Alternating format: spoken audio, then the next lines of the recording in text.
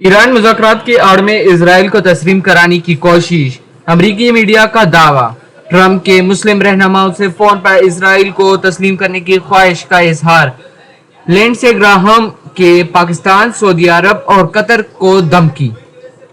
امریکی خبر رساں ادارہ ایکزیوس نے دعویٰ کیا کہ امریکہ صدر ڈونلڈ ٹرمپ نے ایران کے ساتھ جنگ کے خاتمے کے ممکنہ معاہدے کے بدلے کی عرب اور مسلم ممالک پر اسرائیل کو تسلیم کرنے کے لیے دباؤ ڈالا ہے۔ رپورٹ کے مطابق سابق امریکی صدر ڈونلڈ ٹرمپ نے مسلم رہنماؤں سے ٹیلیفونک رابطہ میں اسرائیل کو تسلیم کرنے کی خواہش کا اظہار کیا۔ ذرائع کے مطابق گفتگو کے دوران ایک موقع پر خاموشی چھا گئی تو ٹرمپ نے پوچھا، آپ لائن پر ہیں یا نہیں؟ دوسری جانب امریکہ سینیٹر لینڈسے گراہم نے پاکستان، سعودی عرب اور قطر کو خبردار کرتے ہوئے کہا کہ اگر اسرائیل کو تسلیم نہ کیا گیا تو خطرناک نتائج سامنے آ سکتے ہیں۔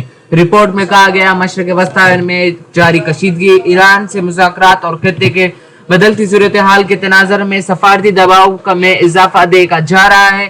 تاہم متعلقہ ممالک کی جانب سے ان دعووں پر باضابطہ رد عمل سامنے نہیں آیا۔ امریکی حکام کے مطابق ڈونلڈ ٹرمپ نے سوشل میڈیا پر بھی اشارہ دیا کہ شاید ایران بھی مستقبل میں اسرائیل کے ساتھ تعلقات قائم کر سکتا ہے۔ تاہم عرب اور مسلم رہنماؤں نے اس تجویز پر خاموشی اختیار کی۔ رپورٹ میں کہا گیا کہ ٹرمپ پر اسرائیل کو اس ممکنہ معاہدے میں کوئی بڑا سفارتی فائدہ دینا چاہتے ہیں، لیکن اسرائیل حکام خود اس موجودہ ڈیل پر شدید تحفظ رکھتے ہیں۔